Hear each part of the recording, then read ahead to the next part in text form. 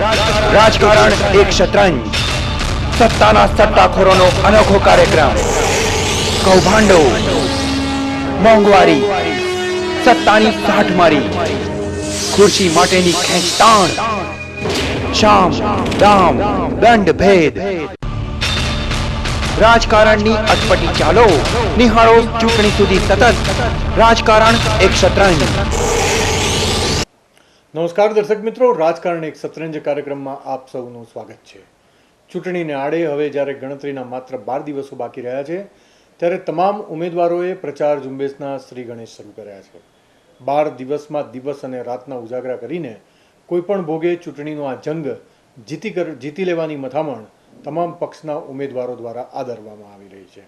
ભરૂચમાં સંદીપ માંગરોલા, ભરૂચના ઉમેદવાર ભાજપના દુષ્યંત પટેલ, કોંગ્રેસના સંદીપ માંગરોલા, અંકલેશ્વરમાં ઈશ્વરસિંહ પટેલ અને વાગરા વિધાનસભાના ભાજપના ઉમેદવાર અરુણસિંહ સહિત તમામે પ્રચારના ઝુંબેશ ચાલુ કરી દીધી અને ફળીએ ફળીએ, ગલીએ ગલીએ, ગામે ગામ મતદારોને રીઝવવાનો પ્રયાસ કરી રહ્યા છે।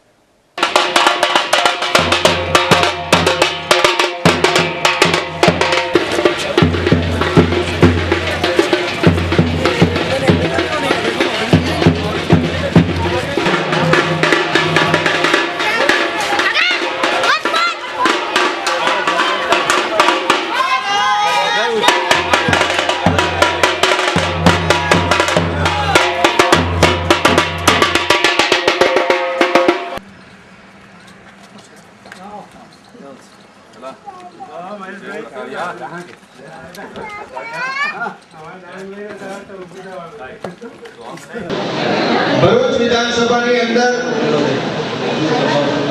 શહેરનો જે પશ્ચિમ વિસ્તાર છે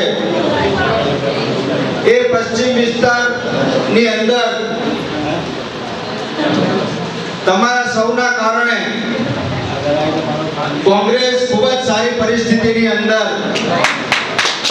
હંમેશા માટે નગરપાલિકા હોય, વિધાનસભાની ચૂંટણી હોય, લોકસભાની ચૂંટણી હોય। આ તરફ જેમ જેમ ચૂંટણી નજીક આવતી જાય છે એમ રાજકીય સમીકરણો બદલાતા જાય છે। અંકલેશ્વર વિધાનસભા ક્ષેત્રની અંદર ધીમે ધીમે વાતાવરણમાં ગરમાવો આવી રહ્યો છે, કારણ કે અહીં અંકલેશ્વર શહેરની અંદર મોટું પ્રભુત્વ ધરાવતા દિગ્ગજ નેતા હીરાલાલ મોદી, કે જે પહેલાં અપક્ષ તરીકે સતત ચૂંટણી લડતા હતા નગરપાલિકાની ચૂંટણીઓમાં, ત્યાર પછી કોંગ્રેસમાં જોડાયા અને છેલ્લા કેટલાક વર્ષોથી એ ભારતીય જનતા પાર્ટીની સાથે સંકળાયેલા છે, પરંતુ આ વખતે ઈશ્વરભાઈ પટેલને ટિકિટ આપતા તેઓ નારાજ થયા અને ખુલ્લેઆમ અંકલેશ્વરની જનતાને અપીલ કરી રહ્યા છે કે કોંગ્રેસના ઉમેદવાર મગનભાઈ પટેલને સમર્થન આપવું। જોકે ભારતીય જનતા પાર્ટીના સૂત્રોનું કહેવું છે કે હીરાભાઈને સમજાવી લેવામાં અમે સફળ થયા છે અને જો તેમ છતાંય કોઈ કચાશ રહી હશે તો ગાંધીનગરથી ઉચ્ચ કક્ષાના નેતાઓ તેમનો સંપર્ક કરીને એમની નારાજગીને દૂર કરશે। જો હીરાભાઈ મોદી સાચા અર્થમાં કોંગ્રેસ તરફી જો કામ કરે તો ભારતીય જનતા પાર્ટીને 2-4 હજાર મતોનું નુકસાન ચોક્કસ કરાવી શકે। એવી જ કઈ સ્થિતિ જીઆઈડીસીની અંદર છે, જ્યાં ગુજરાત પરિવર્તન પાર્ટીના ઉમેદવાર ભુવા હોવાને કારણે એ વિસ્તારના સૌરાષ્ટ્ર સમાજના પટેલોના કેટલાક મતો જીબીપી તરફ જાય। એટલું જ નહીં, ભારતીય જનતા પાર્ટીની સંગઠનમાં પણ 2 ભાગ છે જીઆઈડીસી વિસ્તારમાં અને તેને કારણે મતોનું ધ્રુવીકરણ થઈ શકે એવી સંભાવનાઓ છે। આ તરફ વાગરા વિધાનસભાની અંદર ખરેખર કટોકટીનો જંગ ખેલાયો છે અને એમાં અરુણસિંહ અને ઇકબાલભાઈ પટેલે મરણિયા પ્રયાસો આદર્યા છે। પ્રાપ્ત થતી માહિતી અનુસાર એક ઉમેદવારે કેટલાક કર્મચારી અને અધિકારીઓ પાસેથી ભંડોળ પણ ભેગું કરવાની કોશિશ કરી હતી। કંઈક અંશે તેમણે ભંડોળ ભેગું પણ કર્યું, પરંતુ વહાપો વધી જતા એમાંનો કેટલોક હિસ્સો પરત પણ આપી દીધો હોવાનું જાણવા મળે છે। આ તરફ ભાજપના ઝંઝાવાતી પ્રચારમાં એક તરફ નરેન્દ્ર મોદીના 3D શોએ ભારે આકર્ષણ જમાવ્યું તો બીજી બાજુ શુક્રવારે 3 સભા જાણીતા ક્રિકેટર અને ભારતીય જનતા પાર્ટીના સ્ટાર પ્રચારક નવજોતસિંહ સિદ્ધુએ રાજપીપળા, ભરૂચ અને અંકલેશ્વરમાં કરી। નવજોતસિંહ સિદ્ધુ એમની અદાકારી માટે જાણીતા છે અને શાયરાના અંદાજમાં તેમણે અનેક શાયરીઓ દ્વારા શ્રોતાઓને મંત્રમુગ્ધ કરી દીધા। समय नदी की पार के अक्सर सब बह जाया करते हैं, है समय बड़ा तूफान प्रबल पर्वत भी झुक जाया करते हैं। अक्सर दुनिया के लोग समय में चक्कर खाया करते हैं, लेकिन कुछ मोदी साहब जैसे भी होते हैं जो इतिहास बनाया करते हैं।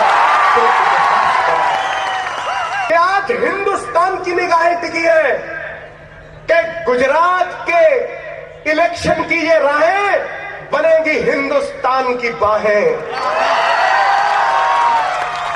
भाई पहले फास्ट बॉलर होता था, तुमको पता है इस बात का? तो बैट्समैन कांपते थे, लेकिन अब कांग्रेस वाले कांपते हैं।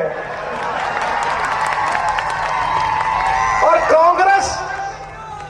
कांग्रेस मुन्नी से ज्यादा बदनाम है। ठोको ठोको ताली ठोको, सच बात है। कांग्रेस मुन्नी से ज्यादा बदनाम है और शीला से ज्यादा नीलाम है। ठोको ताली। अरे कांग्रेस की मंडी बड़ी नशीली है, इस मंडी में सबने मदिरा पीली है। कमरबंद पुख्ता है सिर्फ दलालों के, आम आदमी की धोती तो यारो ढीली है। આ સાથે તેમણે જણાવ્યું કે ભારતના ઋષિમુનિઓ ભારતને સોનાનું ભારત બનાવવા માંગતા હતા, સોને की चिड़िया બનાવવા માંગતા હતા, જ્યારે કોંગ્રેસ એ સોનિયા की चिड़िया બનાવવા માંગે છે। दाल 100 रुपए किलो, मुर्गी 70 रुपए किलो, कांग्रेस का हाथ आम आदमी के साथ। वो सपना था ऋषियों का, मुनियों का, कि इस देश को सोने की चिड़िया बनाना है। कांग्रेस वालों का भी सपना है कि इस देश को सोनिया की चिड़िया बनाना है। ठोको ठोको ताली ठोको, सच्ची बात बोल रहा हूं। તેમણે કેશુભાઈને પણ છોડ્યા નહીં। કેશુભાઈને પણ કે બુઝા હુઆ ફટાકા ક્યા કરેગા એમ કરીને માર્મિક ટકોર કરી હતી। તેમણે આહ્વાન કર્યું હતું કે ભારતીય જનતા પાર્ટીમાં નરેન્દ્રભાઈ ગુજરાતની અંદર સફળ થાય તો એ પીએમના દાવેદાર હોઈ શકે છે। तो मुकाबला कांग्रेस से है या केशुभाई से? बेगानी शादी में केशुभाई दीवाना। ठोको ठोको ठोको।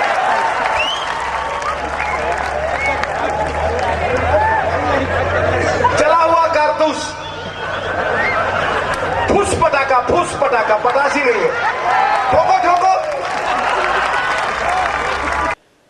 આ તરફ જે પ્રકારે સત્તાના સમીકરણો બદલાતા જાય છે એ પ્રકારે ભારતીય જનતા પાર્ટી અને કોંગ્રેસમાં ખાસ કરીને વાગરા અને જંબુસર વિસ્તારની અંદર એક મત તીવ્ર પ્રવર્તતો થયો છે કે નવા સીમાંકન અનુસાર વાગરાની અંદર 8થી 10,000 જેટલા મુસલમાન મતોમાં વધારો થયો છે। તો એવી સ્થિતિ કંઈક જંબુસરમાં છે। પહેલાં 42,000 મુસ્લિમ મતદારો હતા, હવે એ વધીને લગભગ 60,000 જેટલા થયા છે। પરંતુ આ કોઈ સત્તાવાર આંકડો પ્રાપ્ત નથી, પરંતુ પાર્ટીના ખૂબ ઉચ્ચ કક્ષાના નેતાઓએ આ વાતને કન્ફર્મ કરી છે કે મુસ્લિમ મતદારોનો આ બંને વિધાનસભા ક્ષેત્રમાં વધારો થયો હોવાને કારણે કોંગ્રેસ માટે એ લાભકારક છે। આમ છતાં પણ વ્યક્તિગત ઉમેદવારોની પહોંચને જોતા બંને પક્ષે ખરેખર મુકાબલો જોરદાર થશે અને સમગ્ર જિલ્લાની અંદર વાગરા અને જંબુસર બેઠક એક કેન્દ્રનું સ્થાન બનશે। સૌની નજર એના પર છે। જેમ જેમ ચૂંટણી નજીક આવતી જાય છે તેમ તેમ અદલા બદલી પાટલી બદલવાના ખેલ પણ શરૂ થાય છે અને એમાં જ નવજોતસિંહ સિદ્ધુની સભા થઈ ત્યારે ત્રણેય જગ્યાએ જનતા દળ યુનાઇટેડ અને કોંગ્રેસના કેટલાક અજાણ્યા ચહેરાઓએ પણ ભારતીય જનતા પાર્ટીમાં પ્રવેશ લીધો। દર્શક મિત્રો, રાજકારણ એક શતરંજ કાર્યક્રમમાં આજે આટલું જ। ફરી મળીશું નવા સમાચારો સાથે, નવી રમતના ખેલ સાથે। નમસ્કાર।